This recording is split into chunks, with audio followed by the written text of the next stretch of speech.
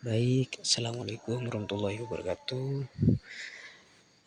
Perkenalkan, nama saya Muhammad Arif dari Prodi PGMI Universitas Kiai Ahmad Musa Kisah, Jember. Baik, di kesempatan kali ini saya atas nama Mu'arif ingin menjelaskan sejarah pendidikan Islam di Indonesia. Seperti apa sejarah pendidikan Islam dari awal sampai ke era sekarang, era teknologi atau globalisasi. Gimana sejarahnya? Saya akan menjelaskan. Baik, assalamualaikum warahmatullahi wabarakatuh. Kali ini saya akan menjelaskan sejarah pendidikan Islam di Indonesia. Sejarah itu cerminan, dan pendidikan adalah cahaya yang menentukan nilai-nilai dari masa lalu untuk membimbing masa depan. Di Indonesia sendiri, pendidikan Islam itu bukan sekedar catatan peristiwa atau sejarah, tetapi perjalanan panjang yang membantu identitas bangsa. Dari surau di Minangkabau, pesantren di Jawa, hingga madrasah modern di kota-kota besar, setiap lembaga adalah saksi bisu perjuangan para ulama, guru, dan santri dalam mengajar ilmu, membina akhlak, dan membentuk peradaban. Sebelum kita mulai, saya ingin bertanya kepada Anda semua, menurut Anda, apakah pendidikan Islam di Indonesia itu lebih kuat karena tradisinya atau justru karena kemampuannya beradaptasi dengan zaman? Yang kedua, kalau Anda pernah belajar di madrasah ataupun pesantren, pelajaran apa yang paling membekas hingga sekarang? Mungkin saya lanjutkan. Ini awal masuknya pendidikan Islam. Kapan awal mulanya pendidikan Islam itu dibentuk di Indonesia?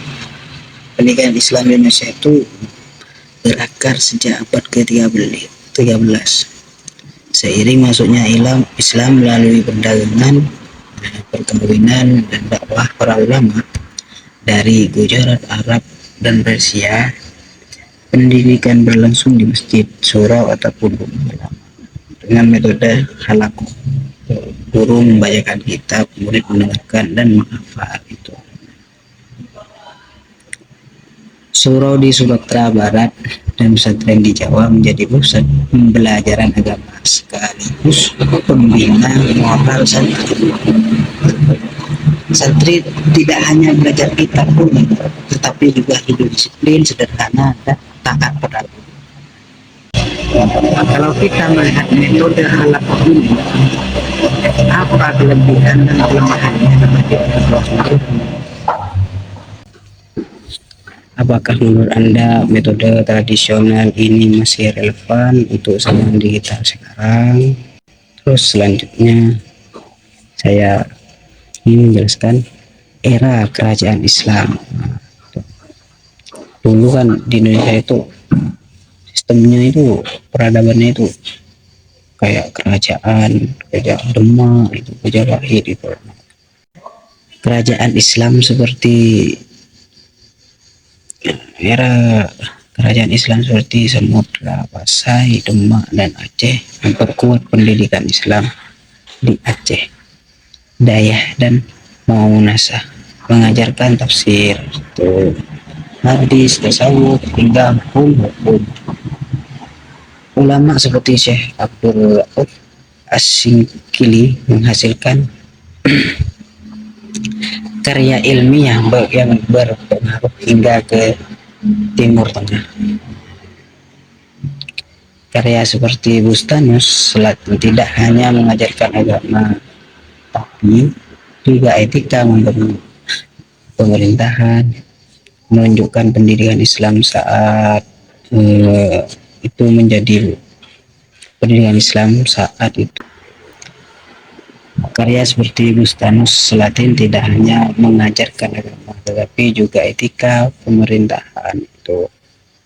Nah, dari situ menunjukkan pendidikan Islam saat itu menjadi pusat keilmuan dan legitimasi politik. Yang perlu dipertanyakan, menariknya pada masa itu ulama juga berperan sebagai penasehat kerajaan. Gitu. Jadi raja dan kayak ulama-ulama itu jadi penasehat seorang raja gitu. Maksudnya dari situ. Menurut kalian gitu, apakah sebaiknya ulama masa kini juga punya peran aktif dalam kebijakan negara atau fokus pada pendidikan saja? Mungkin agak sulit untuk dijawab itu. Yang ketiga, masa kolonial Belanda. Kolonial Belanda membangun sekolah sekuler, membatasi madrasah dan mengirimkan pendidikan Islam. Namun, ulama merespon dengan pembangunan madrasah modern, memadukan ilmu agama dan umum gitu. Nah, gerakan modernisme ini melahirkan tokoh seperti Ahmad Dahlan, Muhammadiyah dari Muhammadiyah dan Hashim Asy'ari yang itu dari NU Kiai Hashim Asy'ari, abahnya Gus Dur,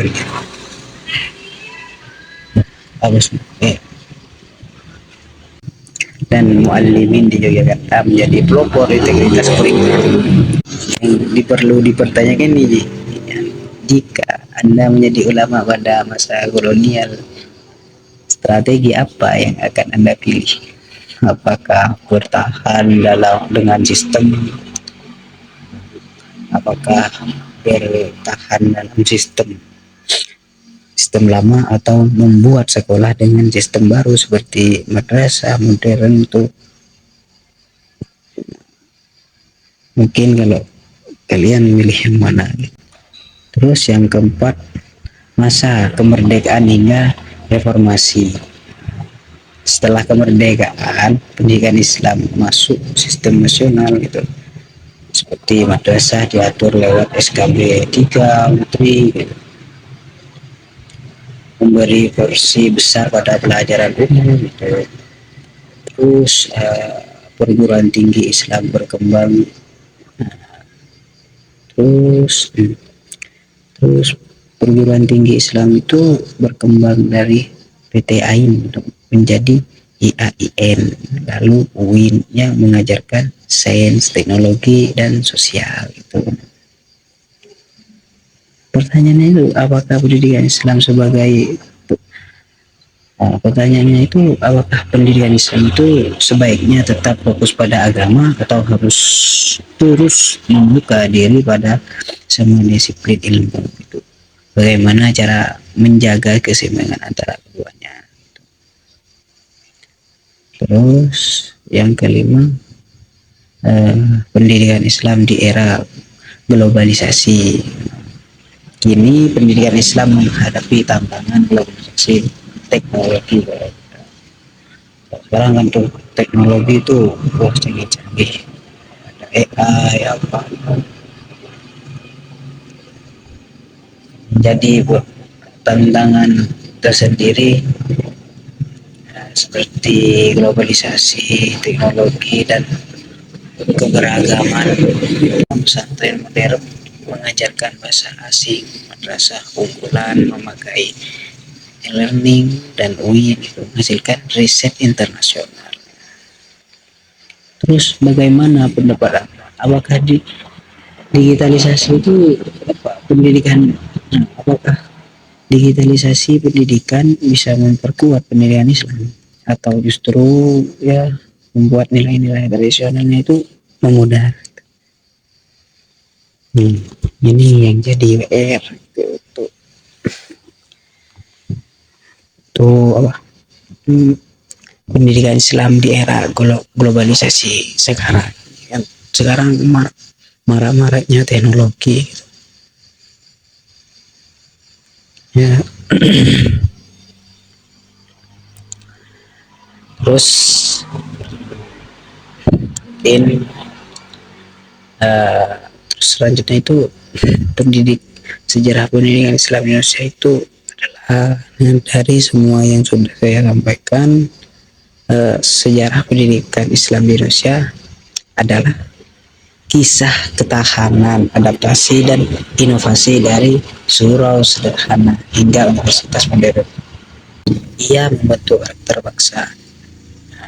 Dari itu semua, mari kita jaga warisan ini, memperkuat akhlak, memperluas wawasan, dan memastikan pendidikan Islam di Indonesia itu terus relevan di era yang terus berubah gitu.